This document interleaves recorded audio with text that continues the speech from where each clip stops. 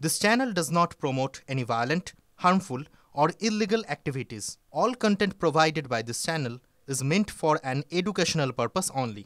শামশেরগঞ্জের রানীপুর জাফরাবাদে বাবা ছেলে খুনে গ্রেফতার দুই। মুর্শিদাবাদে অশান্তির আবহে গত শনিবার বাড়িতে ঢুকে বাবা ছেলেকে কুপিয়ে খুন করা হয়। লুটপাটে বাধা দিলে খুনের অভিযোগ করেন পরিবারের সদস্যরা। আর সেই ঘটনার 3 দিনের মাথায় গ্রেফতার দুই অভিযুক্ত কালু নাদাব ও দিলদার নাদাব। পুলিশ সূত্রে খবর, দিলদারের বাংলাদেশে পালিয়ে যাওয়ার ছক ছিল। সুতির বাংলাদেশ সীমান্ত থেকে তাকে গ্রেফতার করে পুলিশ। বাংলাদেশে যোগাযোগ ছিল দিলদারের। ধৃত দুজনের 10 দিনের পুলিশ হেফাজতের নির্দেশ দিয়েছে জঙ্গিপুর আদালত। গুজব ছড়ানো বন্ধ করতে সোশ্যাল মিডিয়ায় 1093টি অ্যাকাউন্ট ব্লক করেছে police. UEM Jaipur is a perfect target for prospective students aspiring for good jobs, good education with future-ready skills. গত দুদিনে বিস্তারিত সিসিটিভি ফুটেজ আমরা সংগ্রহ করি। সেই সিসিটিভি ফুটেজ প্রত্যেকটা আমরা খতিয়ে দেখি এবং বেশ কয়েকজন দুষ্কৃতীকে আমরা চিহ্নিত করতে সক্ষম হই, যারা খুনের ঘটনায় প্রত্যক্ষভাবে জড়িত ছিল। 2 জন দুষ্কৃতীকে আমরা গ্রেফতার করতে পেরেছি, যারা এই খুনের ঘটনার সঙ্গে প্রত্যক্ষভাবে যুক্ত ছিল। যাদের গ্রেফতার করেছি তাদের নাম হলো কালু নাদাব এবং দিলদার নাদাব। এরা সম্পর্কে ভাই। এরা দিগরি এলাকার বাসিন্দা, যেটা জাফরাবাদ সংলগ্ন এলাকা। এই নৃশংস হত্যাকাণ্ডের সঙ্গে যে বা যারা প্রত্যক্ষভাবে জড়িত বা পরোক্ষভাবে জড়িত, যারা পরিকল্পনা করেছিলেন খুনের এবং যারা খুন ঘটিয়েছেন, তাদের কাউকে ছাড়া হবে না। আমরা প্রত্যেককে ধরব, প্রত্যেককে অ্যারেস্ট করব, দ্রুত তদন্ত শেষ করব এবং যত দ্রুত সম্ভব তাদের শাস্তি আমরা সুনিশ্চিত করব। সব মিলিয়ে এখনো পর্যন্ত গ্রেফতারির সংখ্যা 221। পরিস্থিতি শান্ত আছে, নিয়ন্ত্রণে আছে। গুজব যাতে ছড়ানো না হয় সেজন্য আমরা ব্যবস্থা নিচ্ছি। শামশেরগঞ্জের জাফরাবাদে খুন বাবা ও ছেলে। হরগোবিন্দ দাস ও চন্দন দাসের হত্যাকাণ্ডের প্রতিবাদে আজ বিজেপি কর্মকর্তা এবং হিন্দু সংগঠনগুলিকে রাজ্য জুড়ে হিন্দু শহীদ দিবস পালনের আহ্বান শুভেন্দু অধিকারীর। ব্লকে ব্লকে পাড়ায় পাড়ায় শহীদ বেদি বানিয়ে কালো ব্যাজ পরে মোমবাতি ও প্রদীপ জ্বালিয়ে নীরবতা পালনের ডাক দিয়ে গতকাল সমাজ মাধ্যমে পোস্ট করেন বিরোধী দলনেতা।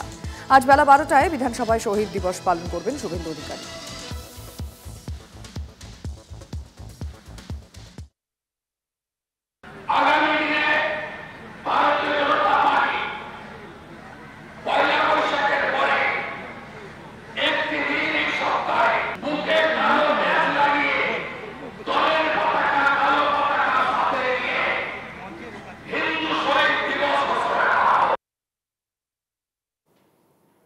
ধুলিয়ান শামশেরগঞ্জের মতো উপযুক্ত এলাকায় আজ কি আদৌ খুলবে স্কুল?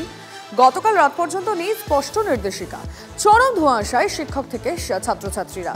সোম এবং মঙ্গলবার সরকারি ছুটি থাকায় স্কুল বন্ধ ছিল, কিন্তু বুধবার সকাল থেকে খুলতে চলেছে স্কুল। যদিও উপদ্রুত এলাকায় সরকারি স্কুলগুলি আদৌ খোলা হবে কিনা তা নিয়ে স্পষ্ট করে কোনো নির্দেশিকা আসেনি শিক্ষকদের কাছে। বিভিন্ন স্কুলের প্রধান শিক্ষকরা জানিয়েছেন পরিস্থিতি অনুযায়ী স্থির করা হবে স্কুল খুলবে কিনা। উপদ্রুত এলাকার ছাত্রছাত্রীরা জানিয়েছেন তাদের অনেকেরই বাড়ি ভেঙে দেওয়া হয়েছে, বইপত্র নষ্ট হয়ে গেছে, অনেকেই ঘর ছাড়া। আর এই অবস্থায় তারা স্কুল যাবে কিভাবে? সব মিলিয়ে চরম সংশয়ে পড়েছেন স্কুলের শিক্ষকরাই। এখন পর্যন্ত ধরেন হেড টিচার মারফত কোনো খবর পাইনি। হেড টিচারকে ফোন করেছিলাম, তো হেড টিচার যেটা বললো যে এখন অব্দি কোনো নির্দেশ আসে না, নির্দেশ আসলে আমরা জানাচ্ছি, মানে ফোন করে জানিয়ে দেবো। আপাতত কি কাল থেকে স্কুল খুলছে না? এখন কোনো খবর নেই আমাদের কাছে। আচ্ছা, মানে সেটা হেড টিচারকে আমি নিজে ব্যক্তিগতভাবে ফোন করেছিলাম কালকে স্কুল যাবো কি যাবো না বা এই ব্যাপারে। তো উনি বললেন যে এখন অব্দি আমার কাছে কোনো খবর নাই, আমি আসলে আমি জানিয়ে দেবো। আজকে তো পর্যন্ত ছুটিই ছিল আমাদের। না, পরীক্ষা পিছিয়ে গেছে এটা জানি। পরীক্ষা নাকি 21 তারিখ থেকে হবে। চলতি সপ্তাহে সোমবার এবং মঙ্গলবার সরকারি ছুটি থাকায় কোনো স্কুলে ছাত্রছাত্রীদের আসা যাওয়া দেখা যায়নি, কিন্তু বুধবার সকাল থেকে স্কুল খুলতে চলেছে, এটা প্রত্যেকেরই জানা। কিন্তু সুতি, ধুলিয়ান, শামশেরগঞ্জের মতো এলাকা, যে এলাকায় গত শুক্রবার থেকে উত্তপ্ত হয়ে রয়েছে, মানুষজন ঘর ছাড়া, একাধিক বাড়িঘর পুড়িয়ে দেওয়া হয়েছে, দোকানপত্র লুটপাট করা হয়েছে, সেই এলাকাগুলিতে আদৌ স্কুল খোলা হবে কি না তা নিয়ে সংশয় তৈরি হয়েছে। কারণ প্রতিটি স্কুলের প্রধান শিক্ষকদের কাছে কোনো রকম সরকারি নির্দেশ না এলেও তারা তাদের স্কুলের শিক্ষকদের জানিয়ে দিয়েছেন যে পরিস্থিতি অনুযায়ী স্থির হবে স্কুল খোলা হবে না খোলা হবে না। স্বাভাবিকভাবেই শিক্ষকরাও পড়েছে যথেষ্ট চিন্তা এবং সংশয়ের মধ্যে। তাদেরকে স্কুলে যেতে বলা হয়েছে, কিন্তু ছোট ছোট স্কুলের ছাত্রছাত্রীরা তারা কি করবেন? তারা যদি স্কুলে এসে দেখে বন্ধ, তারা তো সমস্যায় পড়বে।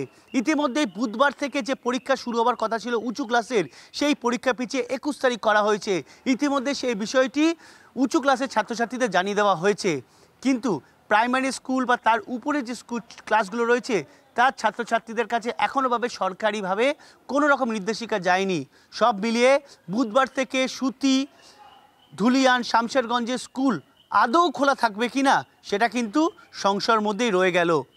ক্যামেরায় অর্ঘ্য চট্টোপাধ্যায়ের সঙ্গে সায়ন্ত ভট্টাচার্য, TV9 বাংলা, ধুলিয়ান। পাসপোর্ট জালিয়াতি কাণ্ডে গ্রেফতার আরও এক। বিরাটির বাঁকড়া থেকে গ্রেফতার করা হয়েছে বাংলাদেশের বাসিন্দা আজাদ মল্লিককে। কথা বলবো রঞ্জিতের সঙ্গে। রঞ্জিত, কি তথ্য এখন অব্দি সামনে এসছে?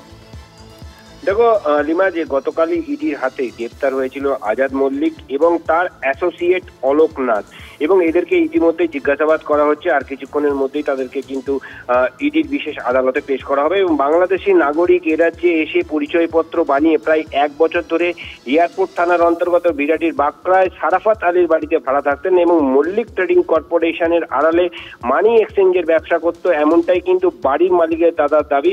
এবং গেদে থেকে গ্রেপ্তার হওয়া অলোক নাথ এবং আজাদ মল্লিকের সহকারী বলেই সূত্র মারফত আমরা জানতে পারছি।